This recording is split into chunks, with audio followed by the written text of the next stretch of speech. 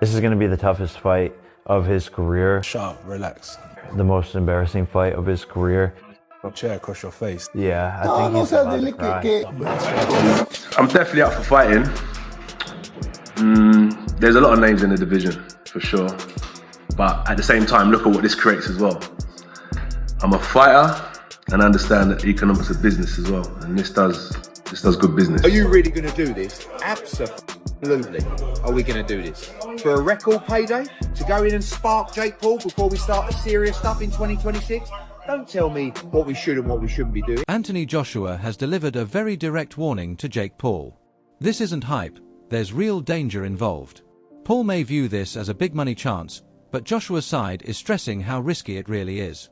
Eddie Hearn told Paul to understand what he's getting into, saying one clean shot from AJ could cause serious harm. Former pro Moses Atma also said Paul could end up badly hurt if he goes through with the fight.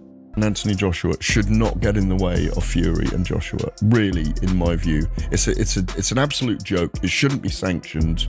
I really don't believe it should be sanctioned. I have a sneaking suspicion that it would be a very big fight. But the biggest thing is us rubbernecking to actually see if they do get to the point where they step in the ring together. Because Jake Paul's an area level fighter, a British area level fighter, and Anthony Joshua is still a killer and a live heavyweight. That should not be sanctioned anywhere in the world, in my view. It's dangerous, mate. Very dangerous. It brings the sport into disrepute. The people that are talking about organising that, they should have a real hard look at themselves. But even Eddie Hearn's kind of teasing he doesn't like it, but you can see the glitz of dollars. There's no price. There is no price. There shouldn't be. There's absolutely no price on the planet in order. Many analysts think Jake Paul is putting his health at serious risk by fighting Joshua. Ariel Helwani said Joshua's power and ring experience could do real damage to Paul. He added that a knockout is a very real possibility in this matchup. He's been beaten 3 times. The 4 fighters that he beat didn't come to win. So he's not in his prime, is he? He's literally at the end of his career, pretty much finished. And this is why taking this fight with you is telling you all you need to know. It's a cash out. He might as well just cream as much money as he can at the end of his career, fighting an absolute joke shop in clown world. When I beat Anthony Joshua, he says, every doubt disappears. Come on. I mean, if this is a straight up AJ versus Jake Paul, then we all know what should happen. This is a 1-round job because AJ, even though he's past his best, even though he's seen better days, he throws a nice 1-2 down the middle. He's got a nice bit of distance, and fake Paul can't fight. He just can't. I don't care what anybody tells me.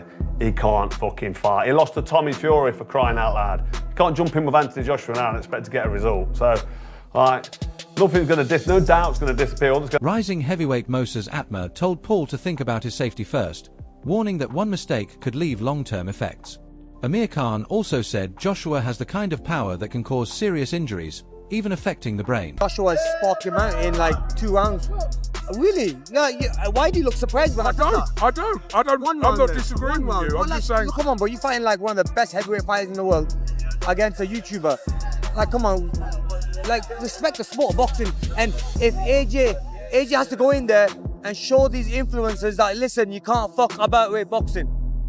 You know what I mean? Someone's gonna get hurt badly, and this could be one of the first fights where a fighter gets hurt badly, because if you look at the size difference and the power difference, I mean, bro, there could be brain damages going on there. I mean, AJ could hurt him badly, you know. When you look at Francis Ngannou, who's one of the most fearsome combat styles there is.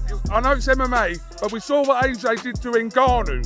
So, and that's why you don't look. You can't be surprised if AJ's going to do the same to what's it called again? What? For Joshua, the fight isn't only about money. He's also trying to protect his name. Experts like Johnny Nelson think this matchup could put pressure on Joshua. If he struggles or takes too long to finish the fight, people might say he's only doing it for the payday instead of proving his ability. I do believe it because AJ's involved, and I think AJ'd struggle to he's going to take enough flack over this, but again, it's money talks. So I think AJ will struggle because it's an all-win situation. If he goes in there and Jake Paul lasts the distance, what does he tell you about AJ? Apart from he's just earned an extra 15 million quid. If he goes there and struggles with Jake Paul, then what does he say about AJ? Your heydays are well and truly over. If he goes in there and knocks him out, then I'll say that's to be expected. So the glory, there's probably not much glory in it, apart from the haters of Jake Paul to say, right, I've got rid of this kid. I think it's very brave of Jake Paul. So now the problem child has got to believe this fight's actually happening. So now you've got our attention. So now you've got to back up the boast. It's not about, you're not playing tiddlywink. This is the only game you can't play. You can play football, golf. Nelson has also questioned Jake Paul's path in boxing.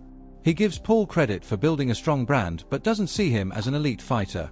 Nelson says Paul didn't grow through the usual system of years in the gym or working his way through the ranks. Instead, he started as an online celebrity. Even though Paul has brought attention and money to boxing, Nelson still wonders if he can handle true Dubois. He's going to be 35 years of age. It's crazy what I'm about to ask you, but can Jake Paul really beat Anthony Joshua? All right, listen, I give all credit. Everyone knows that. They get mad at me that I give too much credit to Paul. Why? He's done a hell of a job to put himself in this position. He sold himself. He sold his dream. He took his dream. He took his idea. And he put it out there, and he made it happen. Give him credit for that. And he made it happen. And he took risk along the way. Yeah, he picked his spots. He's in the driver's seat. He gets to pick his spots. He's the one bringing the money. He's the one promoting. Yeah, he's the name. He made himself that, coming from where he came from, with all his followers and the whole thing, and just the uniqueness of what he was doing. But he has learned along the way. He's not a top guy yet. No, I don't know that he ever will be. He didn't have that amateur background and the things that you usually need to be a top guy. But he has improved. He is a work in progress. He is a guy that you got to give him credit that he's respected the sport. He went out. Former champion Carl Froch shares the same view. He warns that fighting Paul could hurt Joshua's career legacy and possibly affect his Hall of Fame chances. But Joshua has said that taking care of his long-term health is what matters most, and he wants to leave the sport with his mind and body in. Bunsen burner's lit, like I've said. He's cashing out. And fair play to him, he's cashing out. But to what detriment to his legacy? A lot, really. Because if this is going to be his last fight, fighting this clown show, I mean, it's not ideal, is it? It's no ideal way to go out. But people would argue, well, he's just taking the money and running. So you can't really argue with that. So that's it for another episode of Froch on Fighting. I had to get my opinion out there because I know you've all been waiting for it. It's a shame, really. I'd like to see Anthony Joshua, actually, even though I don't believe he can do it. But when Eddie Hearn tells us that AJ is going to become a 3-time world champ, it'd be nice to see the rebuilding process and get back behind him.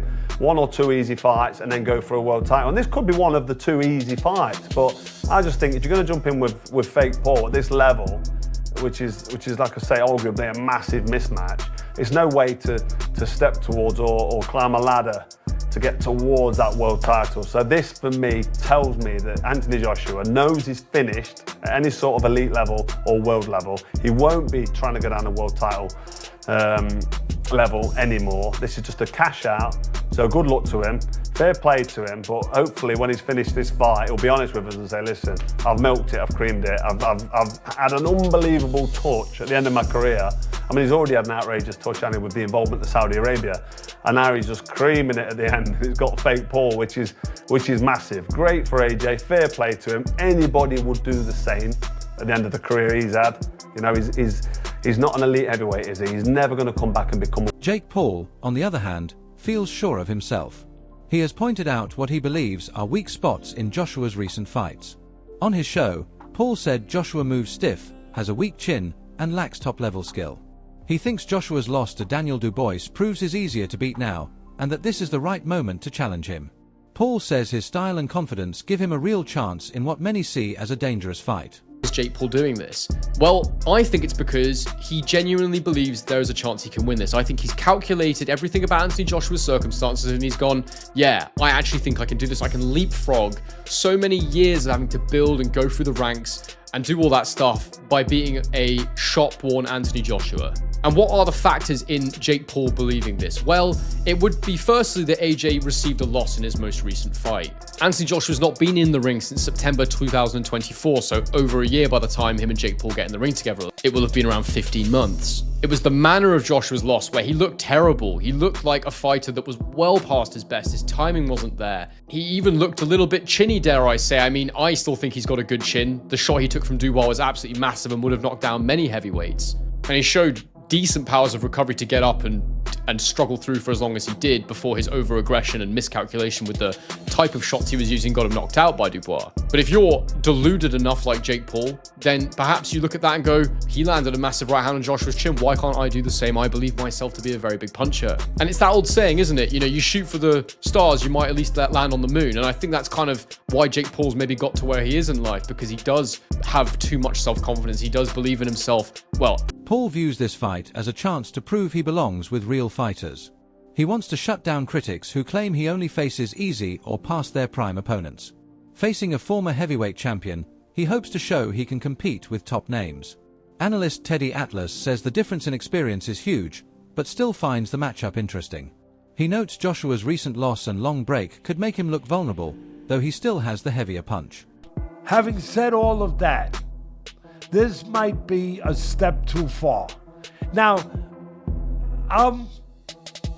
when I say it, I'm also, I try to be responsible. I've been in this game 50 years, so I know where not to step, where you could twist an ankle, or worse, you could break a leg or fall down. When I say that with the understanding too that Joshua's coming off being knocked out. Joshua hasn't fought for a year, right? But it's about a year. And there's some ghost in his attic. There are. I mean, I don't know.